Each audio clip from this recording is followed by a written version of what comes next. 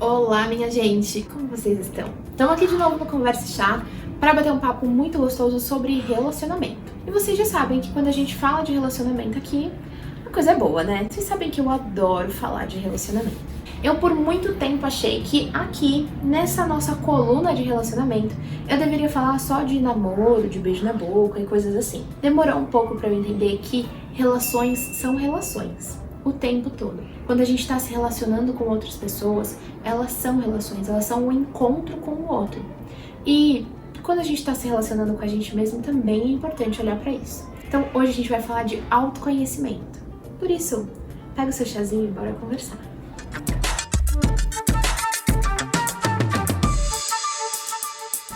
Gente, entendi que para eu estar bem numa relação, eu preciso me conhecer. Isso foi uma coisa que eu demorei muito pra entender, porque eu nunca fui ensinada a olhar pra mim no sentido de compreender quais eram as minhas necessidades, quais eram as minhas vontades e fazer isso valer, priorizar as minhas vontades e as minhas necessidades. Eu sempre fui ensinada, e aí acho que tem uma questão de gênero, né, do quanto a mulher ela é colocada numa posição de cuidado. Acho que tem uma questão muito relacionada à minha profissão, que é uma profissão que é tida como a profissão do cuidado, que é a psicologia. Então eu fui muito ensinada sempre que eu deveria cuidar do outro, que eu deveria abrir mão do que era meu, da minha vontade, do que era importante pra mim, pra cuidar do outro, porque senão eu estaria sendo egoísta e ser egoísta era uma coisa errada. Eu tenho que dizer pra vocês que custou muito pra eu entender que não é assim que eu quero viver a minha vida, pelo menos.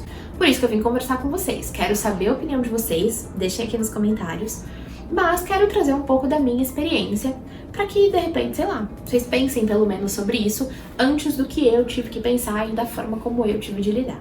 Então, dado que eu não aprendi a priorizar as minhas questões, as minhas necessidades, quando eu tava numa relação, fosse uma relação de amizade, fosse uma relação amorosa, eu tava o tempo todo esperando que o outro descobrisse quais eram as minhas necessidades, sozinho, sem eu dar muitas pistas, que o outro pensasse que aquilo deveria ser uma prioridade, dado que eu tava o tempo todo imaginando qual era a necessidade ou a vontade do outro e eu tava priorizando isso. Ou seja, era frustração atrás de frustração. Porque para e pensa, eu tava imaginando que o outro queria tomar sorvete, então aí eu propunha, vamos tomar sorvete? Mas o que eu queria mesmo era, sei lá, tomar um açaí.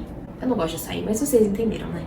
E aí eu ficava, tipo, emburrada, super brava, se o outro aceitava tomar o sorvete, pensando, poxa, mas ele não imaginou que eu queria um açaí, eu tô aqui, eu tenho certeza que ele quer sorvete. E no fim das contas a pessoa queria, sei lá, comer cachorro quente. Exemplos aleatórios, mas o ponto é, eu tava achando que era meu dever, era minha posição, ali enquanto cuidadora da relação, que eu assumia aquele lugar totalmente pra mim, que eu tinha que presumir o que o outro queria, priorizar aquilo e esperava que ele fizesse a mesma coisa. Conclusão, sempre dava errado.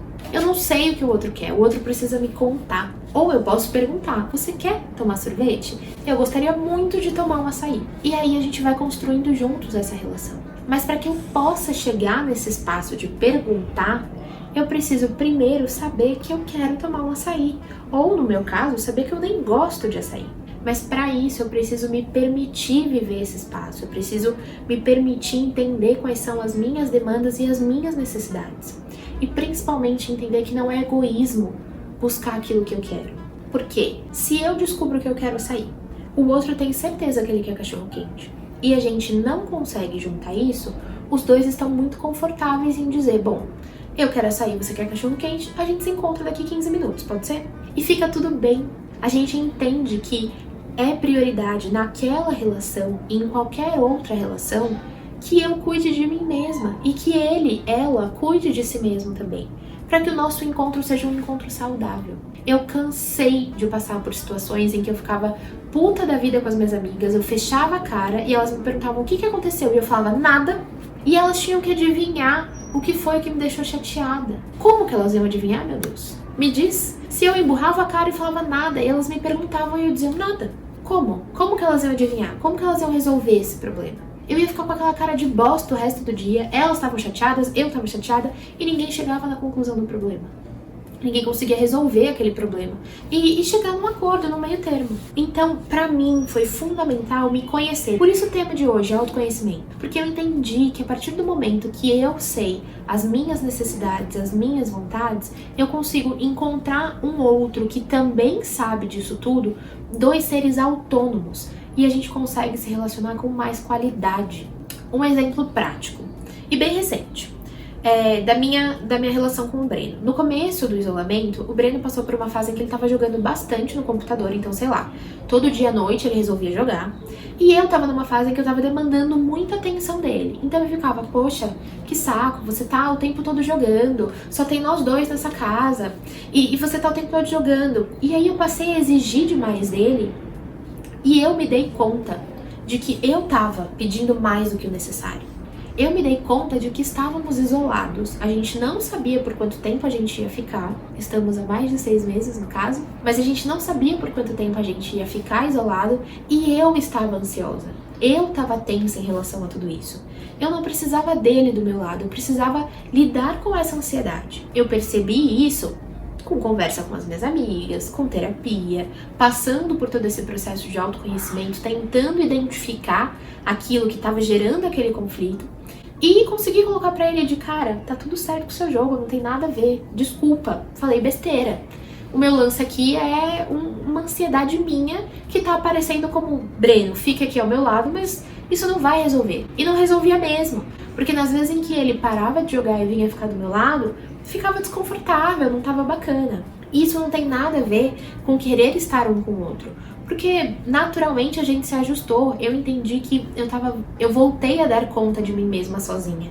Ele tava super confortável jogando, mas aí a gente percebeu que a convivência tava em excesso, e aí quando a gente afastou, mesmo dentro da própria casa, a gente abriu espaço pra, agora eu quero estar perto. E aí a gente começou a se ajustar, a entender que 1, 2 vezes por semana à noite a gente queria assistir uma série juntos, mas nos outros dias a gente ia se dar esse espaço, porque a gente tava o tempo todo convivendo, né? Então, dei esse exemplo super pessoal, e aí, Brenão, desculpa aí por estar te usando de exemplo, mas o ponto é, o quanto é importante que a gente se conheça, que a gente consiga estar atento. Eu não tô falando que a gente vai acertar tudo a partir do momento que a gente se conhece. Nesse caso, por exemplo, não foi um caso super certeiro, né? Eu dei uma escorregada ali, cobrei demais do outro, exigi que o outro resolvesse uma demanda minha, mas eu fui capaz de identificar. Nas minhas outras relações, amizades, namoro antigo, eu não identificava isso, então eu ficava frustrada, eu culpava o outro, eu sobrecarregava o outro por uma questão que era só minha. Por isso, eu reforço tanto essa necessidade do autoconhecimento. Eu acho que quando a gente se conhece, quando a gente consegue dar conta de olhar pra gente mesmo, pra gente entender o que tá se passando aqui, fica muito mais gostoso a gente se relacionar com os outros.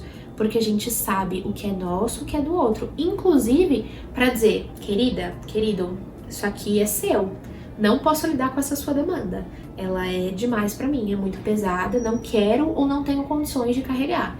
Isso é seu. Lide você com a sua terapia. Vocês entendem? A gente consegue dividir o que é meu, o que é do outro. Porque no fim das contas, estar junto, estar numa relação, na minha concepção, não é ficar pesado e carregar as dores do outro, mas é a gente conseguir estar junto e compartilhar as nossas dores para que o outro nos ajude a ver a situação de uma nova forma. Então não é sobrecarregar o meu parceiro ou a minha parceira e, vamos aqui carregar esse fardo pesado. Mas não, é saber que o meu parceiro ou minha parceira tá ali para me ajudar a pensar de uma nova maneira para resolver esse problema. Se ele for um problema, no caso, né? Se existir um problema. Esse é o ponto, a gente não precisa lidar com a demanda do outro. A gente precisa estar bem e saudável, com muita autonomia, para poder se relacionar com outro ser autônomo, para então a gente poder caminhar juntos. Essa é a minha ideia, essa é a minha visão de mundo. Você não precisa concordar comigo, mas eu só queria te fazer pensar. Pra mim fez muito sentido quando eu comecei a olhar a vida dessa maneira, quando eu comecei a olhar para as minhas relações dessa maneira. Ficou mais gostoso de estar perto das pessoas que eu amo. Sejam amigos, sejam familiares, seja a pessoa que eu escolhi para estar comigo num relacionamento amoroso. Eu me vejo com autonomia e independência para escolher todos os dias se eu quero ou não manter aquelas relações. E isso me tira de uma obrigatoriedade, sabe? É isso. Espero que tenha feito sentido para vocês. Não se esqueçam de se inscrever no canal, de ativar as notificações de deixar o seu like e de compartilhar esse vídeo com quem vocês acharem que faz sentido. Um beijo e até o próximo Conversa Chata.